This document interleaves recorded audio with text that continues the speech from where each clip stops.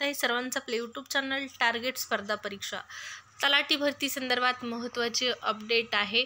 तलाठी भरती 23 जिल्ह्यांच्या निवड याद्या जाहीर झालेल्या आहेत आणि या निवड झालेल्या विद्यार्थ्यांची कागदपत्र पडताळणी तसेच पुढील प्रोसेस संदर्भात माहिती आजच्या या व्हिडिओमध्ये आपण पाहणार आहोत। त्यासाठी व्हिडिओ जो आहे तो शेवटपर्यंत पहा। चॅनलवर नवीन आला असाल, पहिल्यांदाच व्हिडिओ पाहत असाल तर सबस्क्राइब करून ठेवा। तलाठी भरती आणि स्पर्धा परीक्षेच्या नवनवीन अपडेट तुम्हाला चॅनलवर आपल्या पाहण्यास मिळतील। त्या अगोदर जर तुम्ही आपलं टेलिग्राम चॅनल जॉईन केलं नसेल तर टेलिग्राम चॅनल जॉईन करा। लिंक व्हिडिओच्या डिस्क्रिप्शन बॉक्समध्ये आहे टेलिग्राम चॅनलची। टेलिग्रामवरती दररोजच्या चालू घडामोडी, स्पर्धा परीक्षेसंदर्भातली खूप महत्त्वाची माहिती, नवनवीन अपडेट आणि नवनवीन जाहिराती पाहायच्या असतील तर गरजेचं आहे तुम्हाला आपलं टेलिग्राम चॅनल जॉईन करणं। लिंक व्हिडिओच्या डिस्क्रिप्शन बॉक्समध्ये आहे टेलिग्राम चॅनलची। या ठिकाणी पहा, 2024 मध्ये होणाऱ्या सर्व स्पर्धा परीक्षेसाठी चालू घडामोडी हा विषय खूप महत्त्वाचा आहे आणि या विषयाचा परिपूर्ण अशा रीतीने अभ्यास करायचा असेल तर टेलिग्रामला तुम्हाला जॉईन करावं लागणार आहे। दररोजच्या घडामोडींचा समावेश टेलिग्रामवरती अवेलेबल आहे, त्यामुळे नक्कीच तुम्हाला फायदा होणार आहे चालू घडामोडी या विषयाचा अभ्यास करण्यासाठी आणि स्पर्धा परीक्षेसंदर्भातली नवनवीन माहिती मिळवण्यासाठी। तर लिंक व्हिडिओच्या डिस्क्रिप्शन बॉक्समध्ये आहे, आपल्या टेलिग्राम चॅनलची जॉईन करा। आता पहा, तलाठी भरतीचा रिझल्ट लागला त्यानंतर या ठिकाणी 23 जिल्ह्यांच्या निवड याद्या प्रसिद्ध झालेल्या आहेत।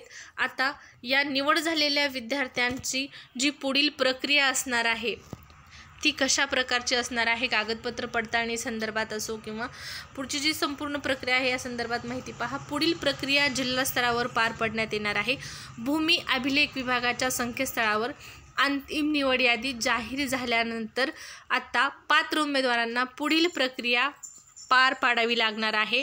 ओळखपत्र तसेच प्रमाणपत्रे आणि संबंधित कागदपत्रे आणि चारित्र्य पडताळणीची वैद्यकीय तपासणी, समांतर आरक्षणाप्रमाणे कागदपत्रांची पडताळणी आदी नियुक्तीपूर्वीची कार्यवाही जिल्हा स्तरावर होणार आहे।